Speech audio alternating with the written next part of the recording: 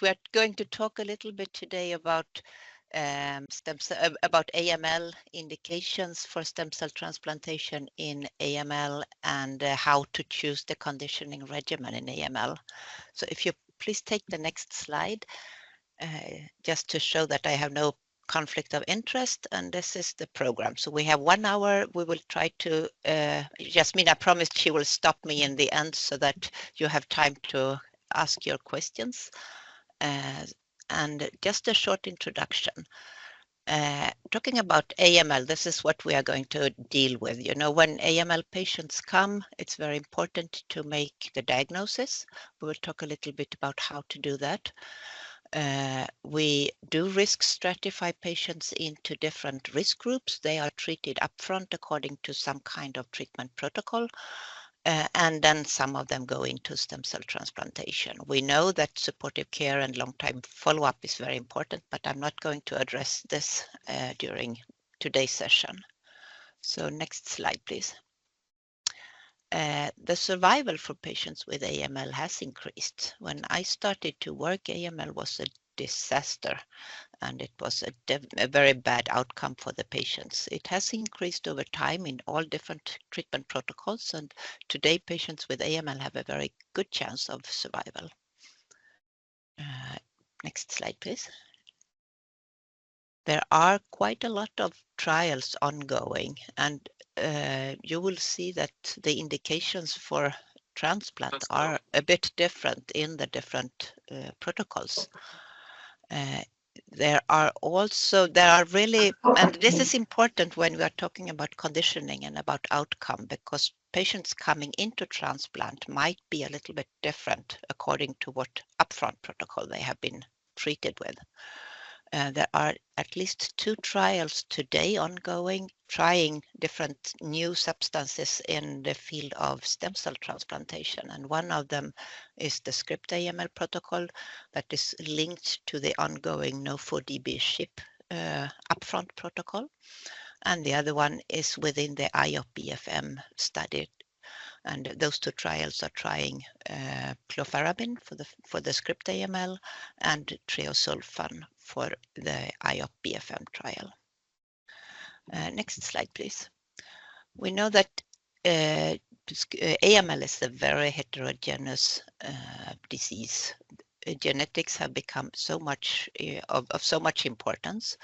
There are very many known genetic modifications or genetic variants of AML. We know that there are a few favorable favorable mutations, which is linked to the core binding AML types, the RUNX1, RUNX1T1, that's the T821 translocation, and also the one linked with inversion 16. And we know that FLT-ITD is an unfavorable genetic modification, genetic variant. But for the rest, it depends a little bit on how you see up on it. So if you take next slide, please. There are very many reported unfavorable genetic lesions. We have, I'm not going to name them all in this talk, but there are quite a lot. There are also some that are known to be favorable, which is the T821 inversion 16 mainly. So next slide, please. You can move on. We know a little bit about indications, as I'm going to go through it a little bit more. We know that it's not recommended to do stem cell transplantation in patients with Down syndrome, with a few exceptions. It's not recommended to do a stem cell transplantation in patients with APL, acute promyelocytic leukemia, with a few exceptions, and not for the core binding factor leukemias. We know that it is indicated in high-risk AML, and we're going to talk a little bit about what is high-risk AML. It is indicated in refractory disease, in relapsed AML, and then there are special groups when a stem cell transplantation for consolidation is indicated. But for all this, that today we know that when there is an indication for stem cell transplantation, best available donor should be used. In former days, there were many protocols going to stem cell transplantation in the case of a matched sibling donor, but today we are using more the concept of best available donor. So next slide, please. So if we look at what patients should be transplanted in first complete remission, it can be based on genetic aberrations, and FLT3 ITD is considered unfavorable in all different protocols. In the newer CHIP AML 22 protocol, FLT3 ITD patients with RAM phenotype, which is a specific phenotype of AML, and patient with GLIS2 with a CBFA2 T3 GLIS2 modification genetic variant, and these patients are considered to go into stem cell transplantation in CR1. Next slide, please. The risk stratification is very different in different protocols. In the Nordic countries, we have only been going for FLT3 ITD mutation, and then we stratify patients according to response to treatment. In other protocols, like the BFM protocols, there are a number of translocations and genetic variants listed for high-risk patients. And the same is true for other studies such as MyChild and IOP. But all these have in common that a poor response after induction is also a high-risk classifier. Next slide, please. So patients with refractory disease, yes, they should go to transplant in CR1. And we know that we can predict outcome in patients according to the response to the induction. So MRD levels at the end of induction, as measured by flow cytometry, can predict outcomes in pediatric patients with AML. Most patients agree that it is indicated to do a stem cell transplantation after suboptimal end of induction response. And next one, please. The definition of refractory disease is a little bit different according to different protocols. In COG, for example, they are talking about the presence of CNS disease after the first induction course and bone marrow blasts more than 5%, or any extramedullary disease after the second induction course. CHIP AML, we are talking about flow at the end of the second induction course, and the flow response is usually defined as 5% leukemic cells. Nowadays, and with newer techniques, some groups are using lower levels than 5% after the second induction course. It can be up as low as 1% if it's identified by more than one method. Next slide, please.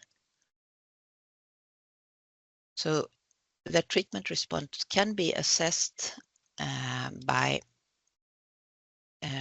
sorry, there are popping up messages all the time. That's why I'm getting confused.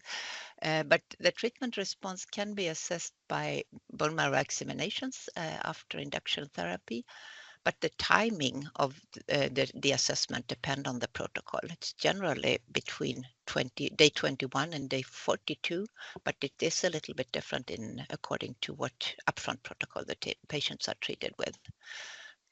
Any response other than morphologic complete response is generally considered treatment failure. And the definition of hematological recovery, it is a bit different than what is used for adult patients. So in children, we are trying to go quicker. We are defining response a little bit wider than they do in adult patients. and patients move on. That's the strategy to move on to have a higher treatment speed. Next slide, please. I think we can skip this. We have talked about this. So then you can have, when you look at the role of hematopoietic stem cell transplantation as consolidation, if we look at the old data from our Nordic AML 2004 protocol, you can see that patients that were treated with stem cell transplantation in CR1 did better than patients who were not transplanted in CR1. And this is, of course, because the patients that were treated in CR1 were the ones responding bad to treatment in the induction, that's, as we said, or the FLT3 ITD patients. So by this, we can conclude that stem cell transplantation can overcome resistance to chemotherapy. Next slide, please. So what is the benefit of treating the patients harder, higher, before stem cell transplantation if you have a patient with resistant disease? Well, this is a trial on adult patients. It's called the ASAP trial. And what they have compared is the outcome of patients with relapse or refractory disease, not in remission, and going directly into stem cell transplantation as compared to the patients who were receiving more induction treatment before stem cell transplantation. And we could see that these two groups do in as good one as the other. So this suggests that it's mainly the AML biology and maybe not so much the tumor load that determines prognosis after stem cell transplantation. Next slide, please. So if we look at what is recommended from the American Society of Transplantation and Cellular Therapy, we know that patients with favorable risk cytogenetics should not be transplanted. Patients with FLT3 ITD, yes, they should be transplanted. Patients with high risk cytomolecular abnormalities, they do recommend it, as we have seen the grade of evidence is maybe not, it's not as high as the others, but it depends on protocol. Patients who are not in remission at the end of induction, yes, they should be transplanted in CR1. And patients with primary induction failure or refractory disease should be considered for allogeneic stem cell transplantation, even if they are not in complete remission, yes. So that's their recommendations from American Society of Transplantation. Next slide, please. Patients with relapse, yes, that's recommended to transplant all these patients.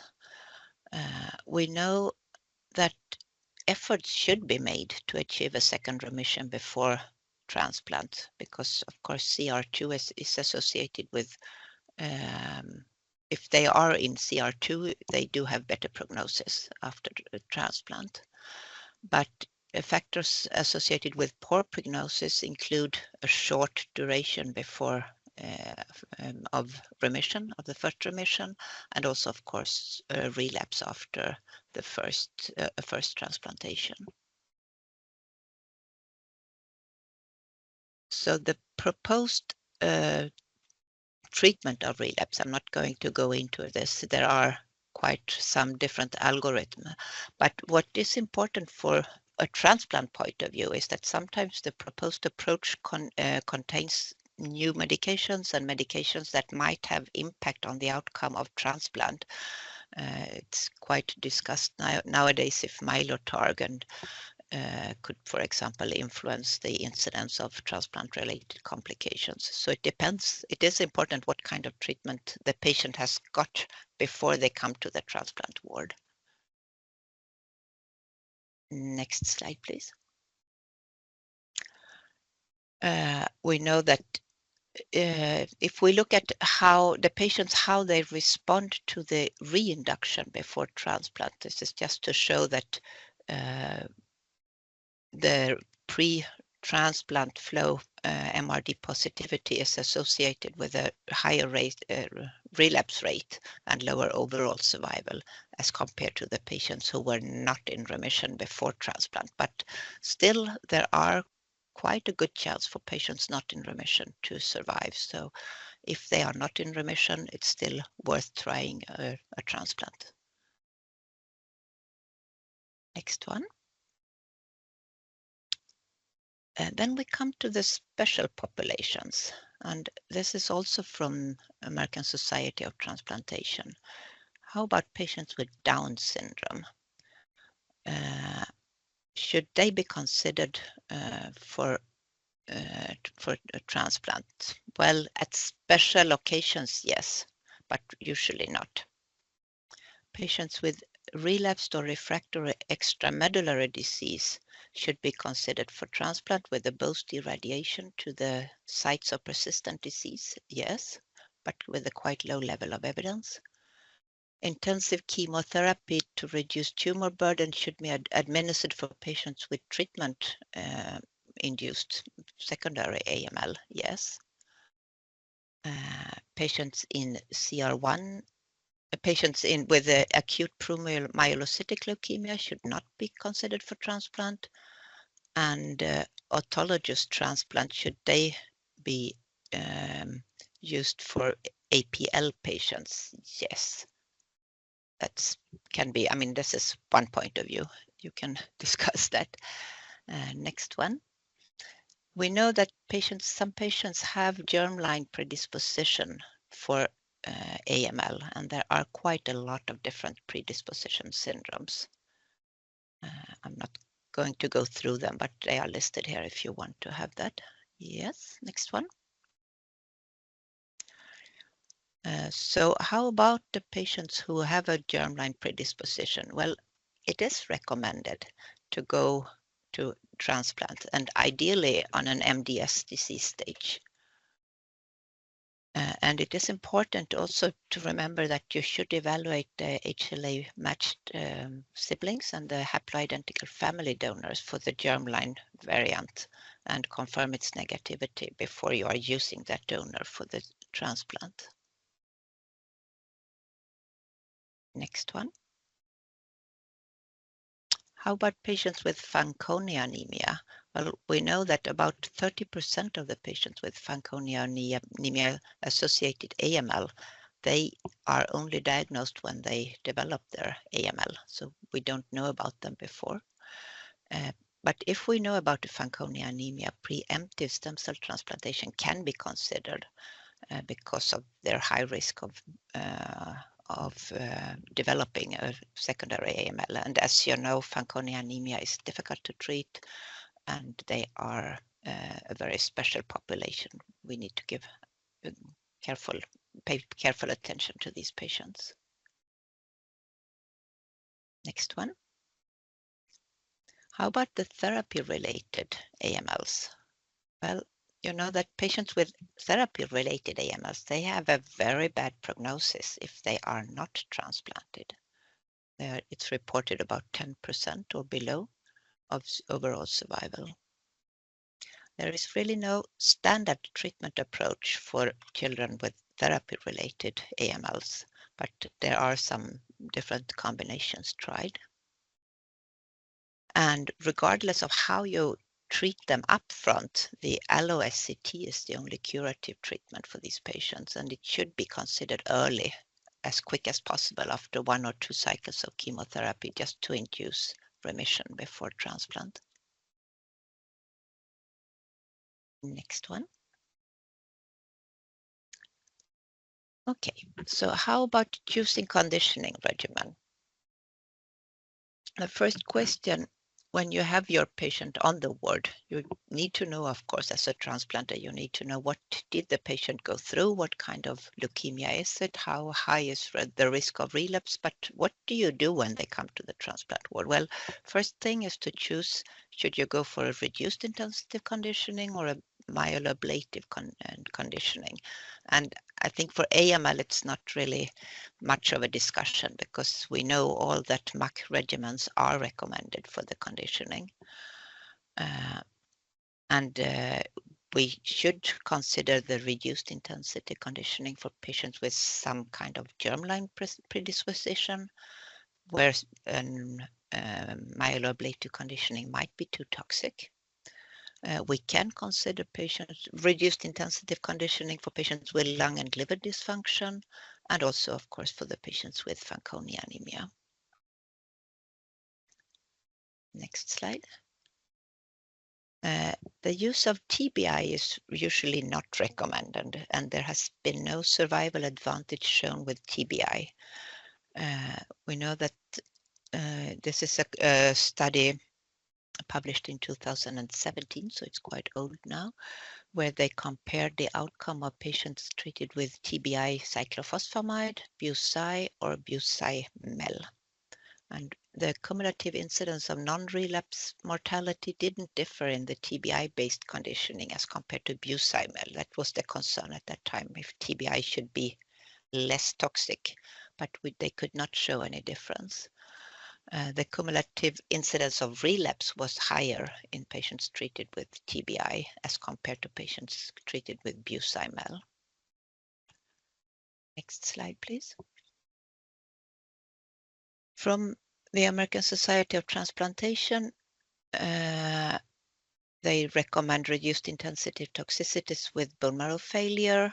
They do recommend myeloablative conditioning for patients undergoing first or second stem cell transplantation, and they do not recommend TBI as part of the myeloablative conditioning, and I think this is generally well established nowadays. Next one.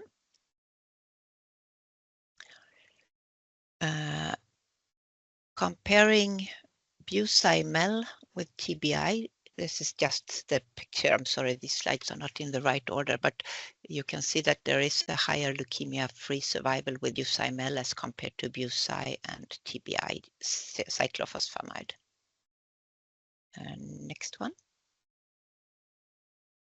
And this is from the same study where they did not show any increase of non-relapse mortality with Bucy-Mel. We know that older age at the time of transplant, a longer time waiting for the transplant before the diagnosis and the transplant. These are risk factors for non-relapse mortality. We know that using peripheral blood as stem cell source and severe acute GVHD, they are risk factors for non-relapse mortality. Next one. So busulfan is nowadays considered the golden standard for conditioning of patients with AML. We know that busulfan has very highly variable pharmacokinetics. If we use a fixed dose of busulfan, it can lead to unpredictable exposure in a pediatric population. There is an impact of pharmacogenomics, so the genetic of the patient can differ, might result in different exposure to busulfan. And we know that individualized model-based dosing can improve outcomes. Next one. There is a relationship between the exposure to busulfan and the outcome. And it has been shown that patient getting a fixed dose of busulfan, which is the dotted line below, are doing worse as compared to the patients with a PK-guided dosing of busulfan. So the TDM of busulfan can decrease toxicities, it can prevent graft rejection, and it can decrease relapse rates. So it's important. Next slide, please. So what is the best level of busulfan if you are dosing it? Usually busulfan, accumulated busulfan AUC, you know, busulfan is measured over time, so we are measuring the area under the curve. We are aiming for an AUC between 80 and 100 milligram per hour and liter, and that is usually what is required for myeloablation. If we go below that, the risk of rejection is higher and the risk of relapse is higher. It's a non-myeloablative dose, and if we go higher, the risk for toxicity is higher. So now, and this in this study, that was published in 2016, they are comparing a historical target of AUC to what is the optimal exposure. And this is a study that is nowadays used quite often to determine where should you be in your AUC when you are measuring busulfan concentration. Next slide, please. We also know that busulfan can interact with quite a lot of drugs. This is a list of different drugs that might influence busulfan levels, and most of them do increase busulfan plasma levels. You can, of course, use these drugs in combination with busulfan, but only if you do a very close monitoring of busulfan levels. So these are drugs that, if you can, it's better to avoid them together with busulfan. Next slide. Busulfan is usually it's busulfan. It's metabolized by the liver, and it is conjugated with glutathione, and this is and you can see that all the different drugs that interact with busulfan, they are also dependent on glutathione. Glutathione might be depleted, so there is a limited amount of glutathione in the liver, and over the days with busulfan, the clearance is not the same. So it's important to monitor this over days, and it's also important to have a model where you can monitor busulfan over time. So the clearance in the end, where there is little glutathione, might be different than the clearance during the first day. And for this reason, it's important to have a good method of how to measure AUC and how to calculate your AUC of busulfan. And there are it's a lot of science about the different models that you can use. I'm not going to go into that today, but it is important to make sure you have a model of busulfan monitoring that is nowadays acceptable. Next one. There are other drugs today on the table and in clinical use that might be used instead of busulfan. And the aim, of course, is to find something that is less toxic than busulfan with the same myeloablative possibilities, with the same outcome in terms of relapse, but without the long-term effects of busulfan. And the long-term effects of busulfan is mainly gonadotoxicity. It is secondary alopecia. Patients who have been conditioned with busulfan might have problems with alopecia later in life.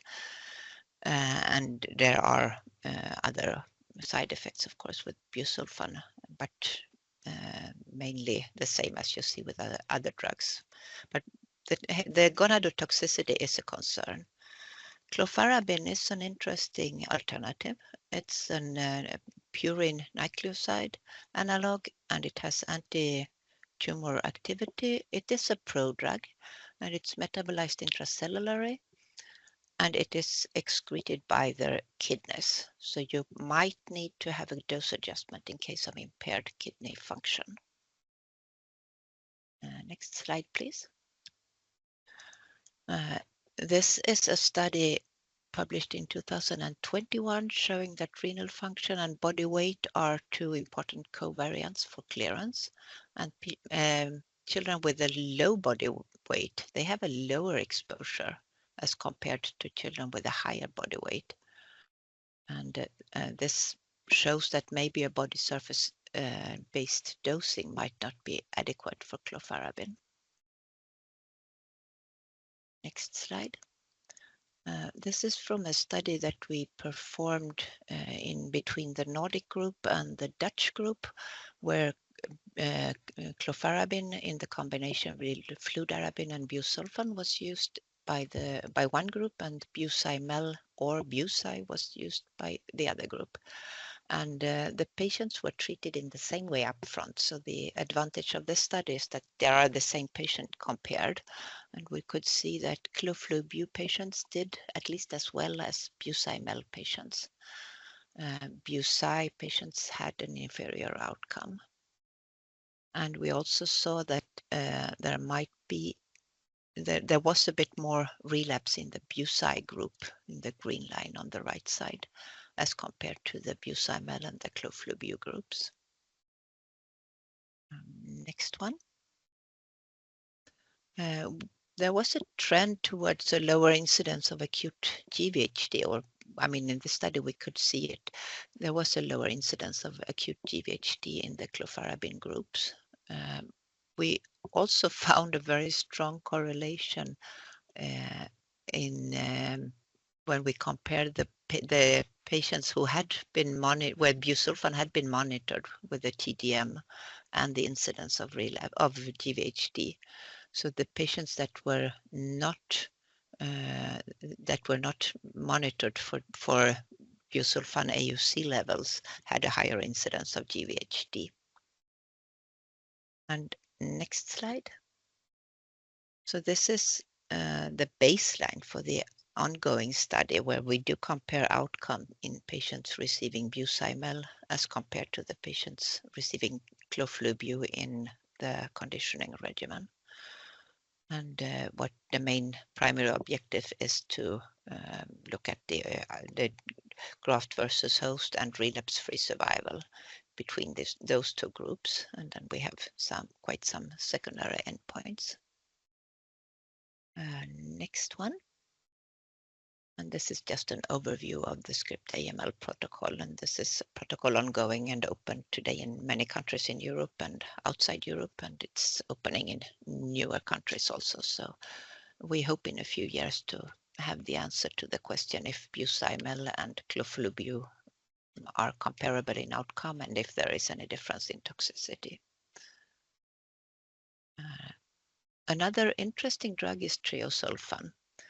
It's very often, we all use it, I think, for non-malignant diseases. It is used in patients with a high risk for toxicity. It might have less late effects, and it is studied in AML patients in the BFM and IOP group at the moment. Next slide. There are published data for adult patients, where older patients and patients with high risk for toxicity have received a reduced intensive conditioning with flu or tre.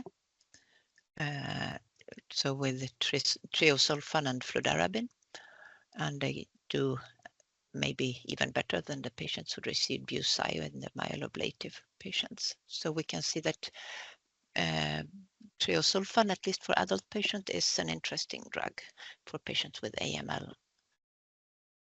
Next slide. This is a phase 2 study published for the use of treosulfan in pediatric patients. Half of them had acute lymphoblastic leukemia and half of them had acute myeloid leukemia, more or less.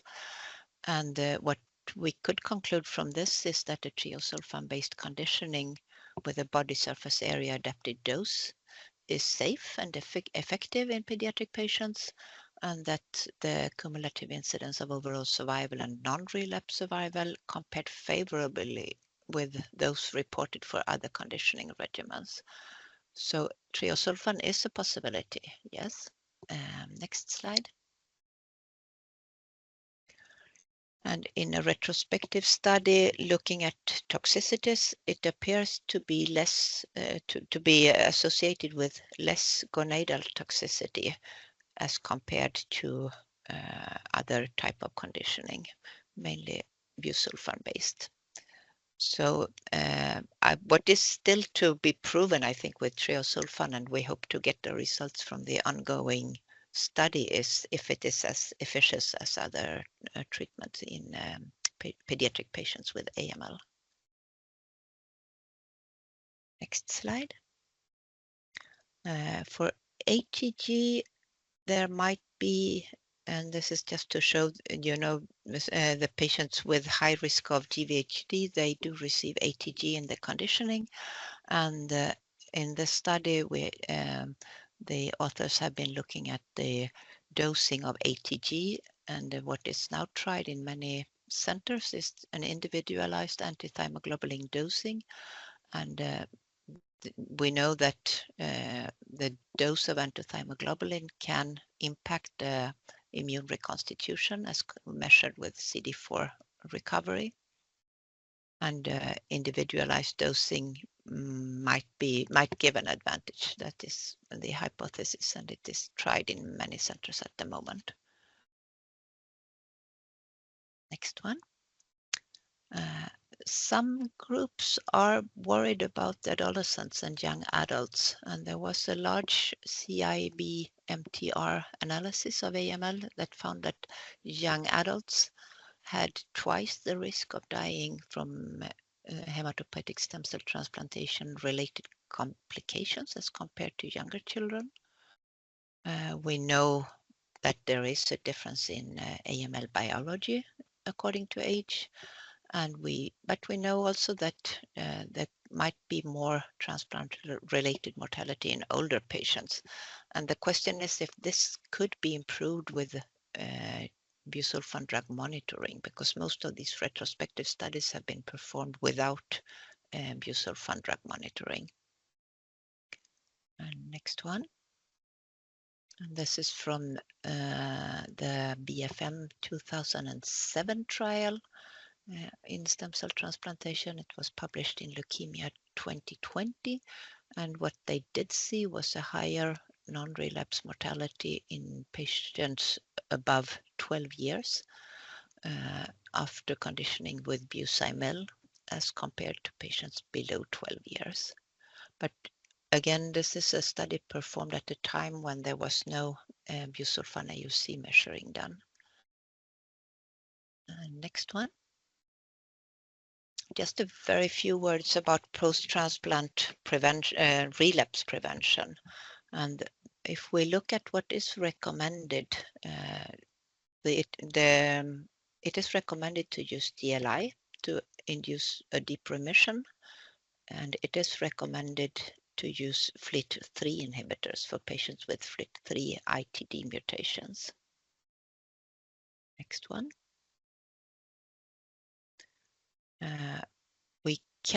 What kind of immune modulation can we do? We can withdraw immune suppression, of course. We can use DLI, and it should preferably administered after day 120 post-SCT. And DLIs can be used as adaptive T cell or NK cell immunotherapy. And then you can do quite some modifications of the cell therapies that you use. You can use T cell receptor depleted T cell infusions and NK cell infusions and CAR T cells. You can also opt for maintenance therapy with newer drugs post-transplant, for example, with FLT3 inhibitors or with hypomethylating agents such as azacitidine and decitabine. Next one. For the donor lymphocyte infusions, we know that they are not really effective in real overt relapse. So most studies use a preemptive DLI in case of MRD positivity or loss of chimerism. For adult patients, it is recommended, and it's also recommended to use prophylactic DLIs. Next one. In practice, the first dose should be administered after immune suppression for more than 30 days in the absence of active GVHD, and the dose of infusion increase with the number of infusions. Next one. For the FLT3 inhibitors, there are quite some trials published. Next one. And today in the literature, we find a lot of studies about newer drugs used after as maintenance therapy post after a stem cell transplantation in AML. Next one. So if I just try to conclude a little bit what we've been talking about today, and it's been a long talk. We know that hematopoietic stem cell transplantation is indicated in pediatric patients in the following cases. High-risk AML, defined by genetics or by treatment response, and it might differ in different protocols. Refractory disease at end of induction. It is indicated in relapsed AML and in special groups of patients with special types of AML predisposition syndromes, for example. We know that when there is an indication of stem cell transplantation, the timing of transplant is important and the best available donor should be used. Myeloablative conditioning is generally recommended, reduced intensity only in patients with high risk for toxicity. Busulfan is the golden standard of drug used in the conditioning regimen, and when we use busulfan, drug monitoring is highly recommended. It should be used.